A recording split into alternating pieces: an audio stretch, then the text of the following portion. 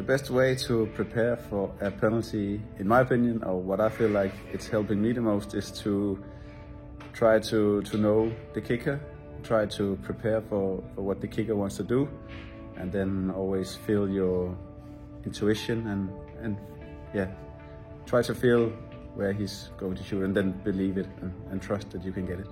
I think the most important thing for me in staying calm in high pressure environment is to believe in myself and believe in what I know I can do. I'm training every single day to be in these situations, and for every game it's a time for me to show what I can do and show that I can control these high pressured moments. So that's very important to me. The way I train to get extra distance in my kicks is trying to focus on my technique and getting as little spin on the ball as possible.